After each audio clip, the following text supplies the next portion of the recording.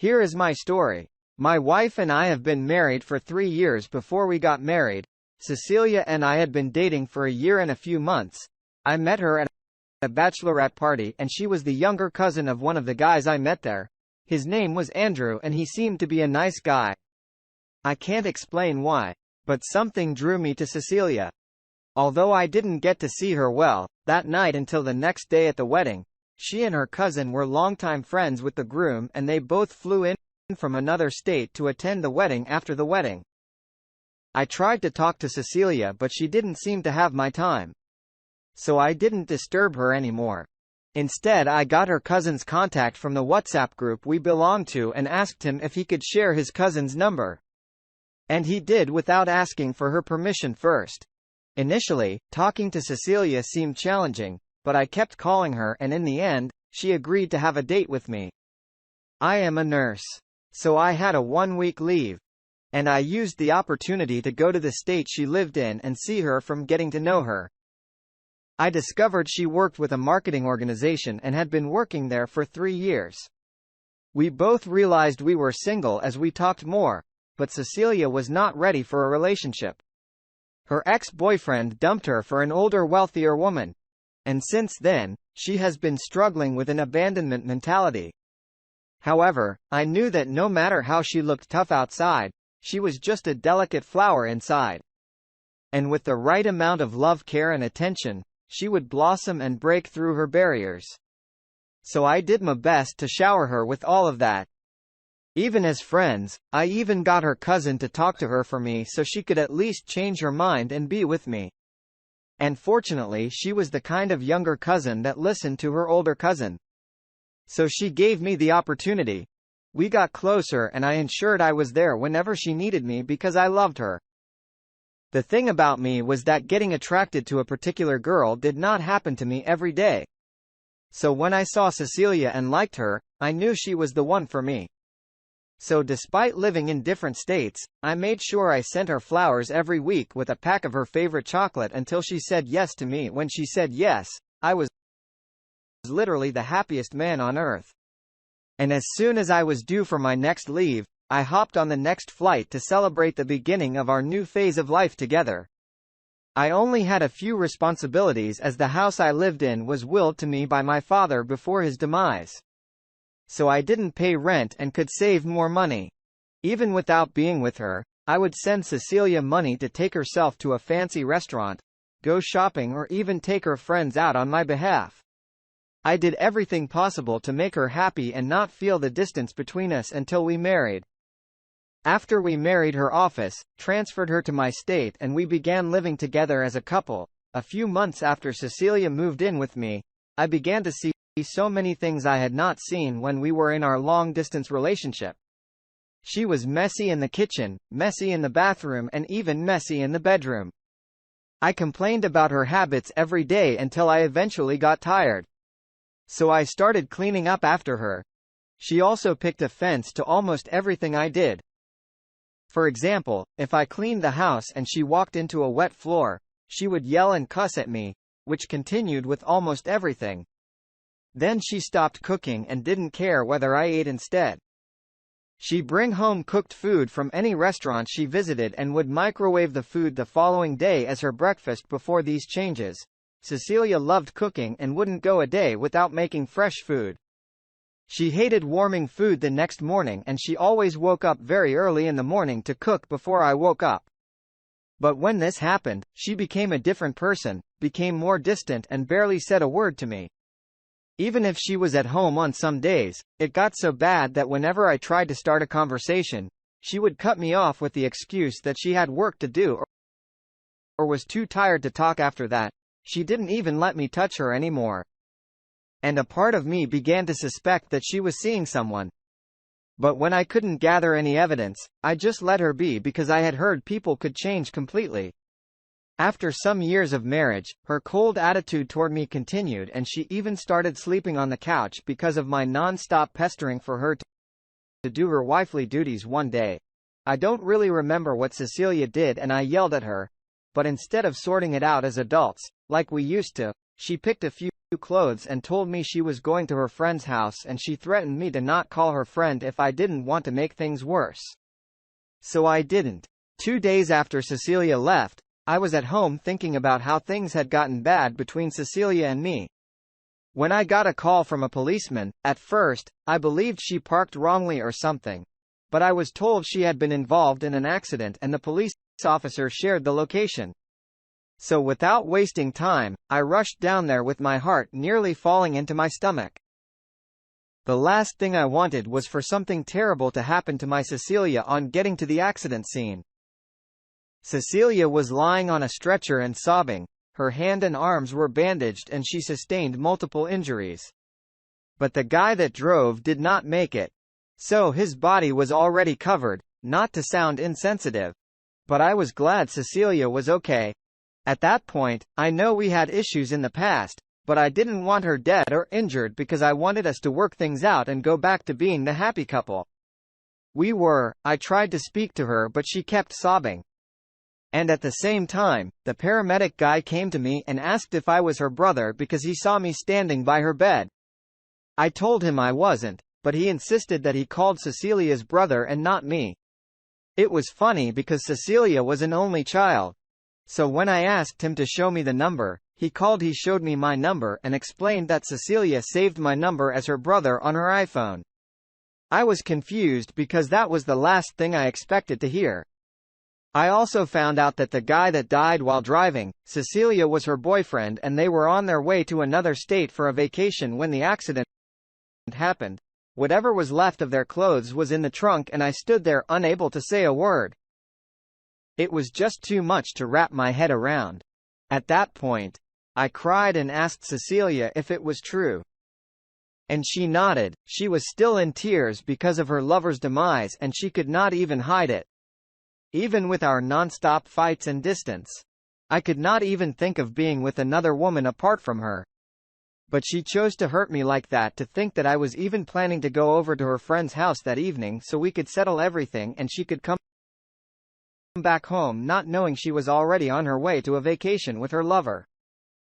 She was eventually taken to the hospital and stayed there for a few weeks.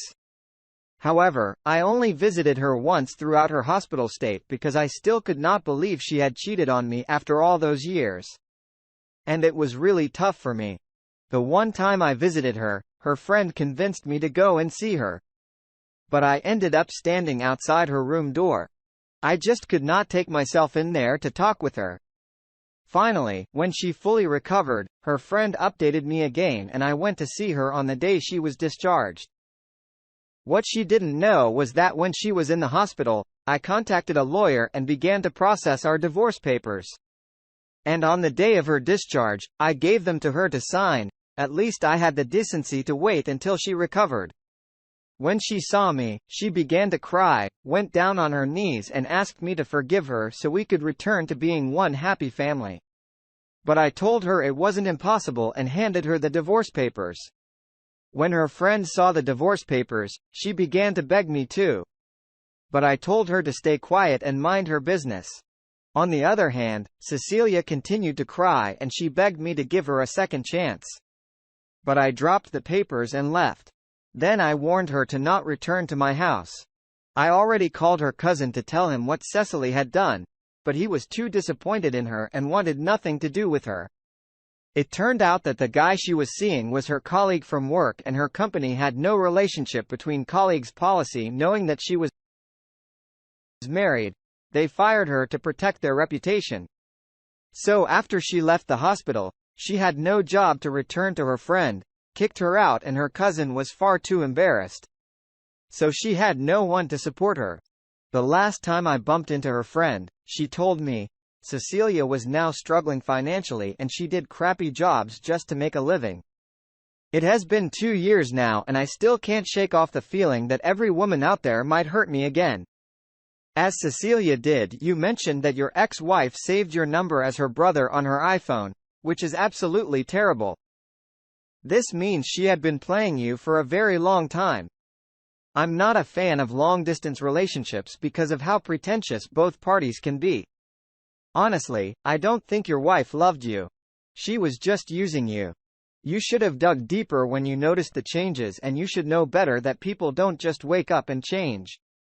She should have just ended things with you instead of cheating on you with her colleague. It's good that you found out the truth the hard way and you didn't allow her or her friend to convince you to change your mind. She didn't deserve a second chance, and I'm glad you weren't weak in your decision-making. Thank you for sharing your story with us. Now, let's get into the second story for today. My wife and I had been married for several years before I caught her red-handed cheating on me. Evelyn and I were actually fellowship members, and she was gorgeous. Most times I would go to church on Sunday just to see her. However, we were not close friends until I discovered my aunt moved into her neighborhood, 3 houses after my aunt's house. To be precise, as of that time, we were just teenagers and we weren't close friends like I said earlier, because I wasn't exactly the kind of guy she would love to associate with. About 4 years later, my aunt died from cancer and I stopped visiting the neighborhood and everyone moved on with their lives. But I changed. Something happened to me that I can't share here, and it pushed me to take a different direction in life. I became more serious about my dreams, education, career, and spiritual life. Before this time, I was just a wild young man doing things my peer group did without thinking of the consequences of the future. Luckily, I went to college, graduated, and found a job. Then one day I bumped into Evelyn on my way back from work. It was a pleasant surprise and we exchanged contacts when we were free. Some days later, we hung out to talk about what had happened in our lives in the past years and mainly what had happened with me. After our first meeting, we had other hangouts together and slowly the love I had for her rekindled. And when I felt the time was right, I asked her out and she said, yes. We dated for 2 years and Evelyn and I never got intimate in the whole 2 years. I was a changed guy and didn't want her to think I was with her because of her body. Aside from that, my spirituality with God grew and I didn't want to jeopardize that too. So Evelyn and I promised to be celibate until marriage. Eventually we got married and got intimate on the first night of our wedding. But somehow I felt like Evelyn was not enjoying my husband's duties. No matter how much I did, she did not say a word to boost my ego or anything. She just stayed there like she was waiting for me to get over and done with, which continued for almost 3 years. We wanted to have kids early because I didn't want to have a 15-year-old son at 50. But no matter how much we tried, she couldn't conceive, which worried us. Meanwhile, there was this uncle of Evelyn whom she was so fond of, her mother's younger brother. I had seen her around him several times as a teenager. So I believed he was her favorite uncle. This uncle of hers, Jesse, used to visit us a lot after we got married, and I didn't have an issue with that because both of our families were welcome to the house. They didn't need permission before coming because Evelyn was always at home. Evelyn's father was not in her life and I had the first-hand experience of growing up without a father or an uncle I could look up to. So I didn't want to ruin their moments. So most times I would go shopping for Jesse to show him that I appreciated how he looked after my wife and raised her to be the God-fearing woman she was, or so I thought. Also on some nights, Jesse was allowed to sleep over at her place if he stayed so late. And I never said no, because I began to see him as my father all along. I never noticed anything unusual between the both of them. I knew they were close, and almost every weekend, Evelyn would invite her uncle Jesse to come over. The only thing I complained about was how she told him about everything that was happening in our lives. There was even a time when Evelyn and I had a terrible fight and she called Jesse to come and pick her up and ended up spending the night there. After that was settled, we had no issue that would require her to leave the house anymore. Also, if I felt like Jesse was visiting too much and I barely had time to spend with Evelyn, I would suggest taking her somewhere, but she would end up inviting Jesse alone. So I stopped doing that throughout these 2 years. Nothing suspicious happened until one fateful Friday. That Friday I was about to return from work when I found out that my 15-year-old car had broken down and I had to call my usual car company to take it and fix it. So I took a taxi home. Our 3rd anniversary was around the corner and I had already made plans to take Evelyn on vacation. It was meant to be our first, but I decided I could get her flowers in advance. So to do that, I asked the taxi driver to drop me at a flower shop, a street away from where we lived. And I got the flowers and walked back home. As I climbed my front porch, I heard strange sounds coming from my living room, and I was shocked. At first I believed Evelyn was watching adult movies, but it didn't sit well with me because it was unlike her and the sounds I heard sounded more natural. Finally, when I could not control my thoughts anymore, I pushed the door with force, and when it opened my eyes saw the unbelievable. I didn't even know when the flowers fell out of my hands. When they saw me, they jumped up immediately and scrambled for their clothes. I screamed so loud and tears dropped uncontrollably from my eyes. That was the worst kind of heartbreak and betrayal I had ever gotten. I would never believe that Jesse and Evelyn could be a thing. And at that point, their closeness began to make sense to me. I understood why he was always around her and at my house, and why she couldn't go a single day without calling him. It wasn't because he was like a father figure to her, but because they were cheating on me. Evelyn began to cry and started to beg me. But I was so disgusted and I didn't even want to look her in the eye. Evelyn eventually left with her uncle, and they were so embarrassed at how the neighbors gathered to look at them. After she left, she tried to call me multiple times, but I blocked her and she didn't return to the house because of the embarrassment. Later, I discovered that she had been having an affair with Jesse since she was young, even while we promised to save ourselves for each other. Also, the whole time Jesse visited my home like it was his, they were cheating on me, and I even bought him gifts to appreciate him, and I treated him with so much love. Around the same time I resigned from my job. I contacted a lawyer who helped process the divorce papers. In the end, we divorced and went our separate ways. The wound I got from that heartbreak has not healed. Since then, today would have been our 4th anniversary. And I think it's better to share this here to lessen the burden I've carried for so long. I hate her so much for doing this. To me, it would have been way better if she didn't come into my life to hurt me like this.